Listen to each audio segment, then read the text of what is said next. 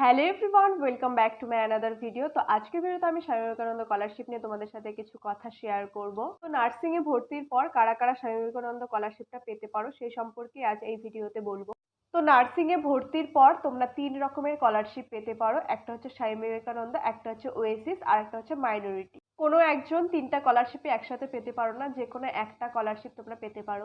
তো স্বামী বিবেকানন্দ স্কলারশিপটি অ্যাপ্লাই করার জন্য বেশ কিছু স্টেপ রয়েছে। স্টেপগুলো জানলে তোমরা বুঝতে পারবে যে কেন সবাই স্বামী বিবেকানন্দ স্কলারশিপটা পাবে না। স্বামী বিবেকানন্দ স্কলারশিপটি পাওয়ার জন্য তোমার রেজাল্টে 60% নম্বর থাকতে হবে, তবে তুমি সেটা অ্যাপ্লাই করতে পারবে। অনলাইনে অ্যাপ্লাই করার পর তো তোমরা সেখান থেকে একটা ডকুমেন্টস পাবে। যারা ফ্রেশার্স রয়েছে তারা একটাই ডকুমেন্টস পাবে, যেটা তোমাদের এনটিএস এ জমা করতে হবে। আর যারা ড্রপ দিয়েছিলে তারা দুটো কাগজ পাবে। যারা ফ্রেশার্স রয়েছে তাদের মতো একটা ডকুমেন্টস পাবে, আর তাদের জন্য আরেকটা রয়েছে যেটা হচ্ছে গ্যাপ সার্টিফিকেট, বা তুমি যে গ্যাপ দিয়েছো তার জন্য একটা ডকুমেন্টস পাবে। যারা ফ্রেশার্স তারা শুধুমাত্র একটা ডকুমেন্টস, যেটা যে তুমি অ্যাপ্লাই করেছো সেই অ্যাপ্লাই এর কাগজটা, সেটা শুধুমাত্র এনটিএস এ জমা করবে। আর যারা গ্যাপ দিয়েছো তারা গ্যাপ সার্টিফিকেট প্লাস তুমি যে অ্যাপ্লাই করেছো সেই দুটো কাগজই এনটিএস এ জমা করবে। এনটিএস এ জমা দেওয়ার পর তোমাদের সব ডকুমেন্টস একদিন ভেরিফিকেশন হবে। তোমরা যেসব ডকুমেন্টস দিয়ে অ্যাপ্লাই করেছিলে সেই সব ডকুমেন্টসের জেরক্স প্লাস অরিজিনাল নিয়ে তোমাদের ভেরিফিকেশনটা করতে হবে। যারা ফ্রেশার্স রয়েছে তাদের স্বামী বিবেকানন্দ স্কলারশিপ অ্যাপ্লাই করতে খুব একটা ঝামেলা হয় না, তাদের শুধুমাত্র স্টেপ বাই স্টেপ অ্যাপ্লাই করে গেলেই হয়ে যায়। তো যারা ফ্রেশার্স স্টুডেন্ট নও, যারা ইয়ার গ্যাপ নিয়েছিলে, তো তাদের জন্য একটা গ্যাপ সার্টিফিকেটের প্রয়োজন হয়। সেই গ্যাপ সার্টিফিকেটে লেখা থাকে তুমি কত বছরের জন্য গ্যাপ নিয়েছিলে, কেন গ্যাপ নিয়েছিলে, সেই সব কিছু উল্লেখ করতে হয়।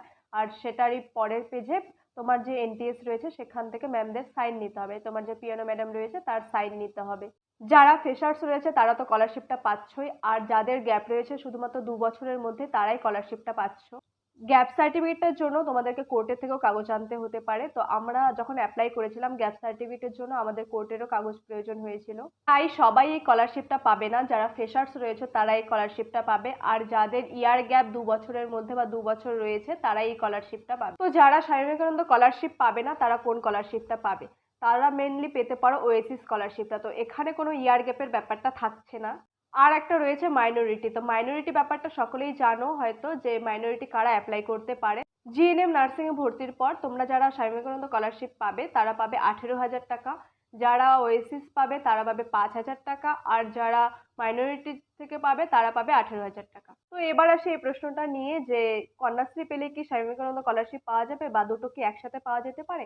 তো যারা আগে কন্যাশ্রী পেয়ে গেছো স্কুলে বা অন্য কোথাও, তো তাদের তো কোনো ঝামেলা নেই। যারা ফ্রেশার্স এখানে অ্যাপ্লাই করবে, যে কন্যাশ্রীও একসাথে করছো, একসাথে স্বামী বিবেকানন্দ অ্যাপ্লাই করছো। তো আমি যতটুকু দেখেছি জেনেছি তো সবাই একটা করে স্কলারশিপ পেয়েছে, কেউ দুটো স্কলারশিপ পায়নি। তো পরবর্তীতে তোমরা যখন এনটিএস এ ভর্তি হবে, যারা ফ্রেশার্স রয়েছে তাদের যদি এই ব্যাপারটা থাকে যে কন্যাশ্রীও তোমরা পাওনি আর এদিকে স্বামী বিবেকানন্দ স্কলারশিপটাও অ্যাপ্লাই করতে হবে, তা দুটো অ্যাপ্লাই করলে তোমরা কি দুটোই পাবে নাকি, সেটা তোমরা ম্যামদের সাথে একটু কথা বলে নেবে। আশা করছি স্কলারশিপ নিয়ে তোমাদের যা জানার ছিল সেই সব বিষয়ে তোমাদের সাথে কিছু তথ্য শেয়ার করতে পেরেছি। তো আরো কিছু জানার থাকলে অবশ্যই কমেন্টে জানিও। আজকের ভিডিওটা এখানেই শেষ করছি, দেখা হচ্ছে একটা নেক্সট ভিডিওতে।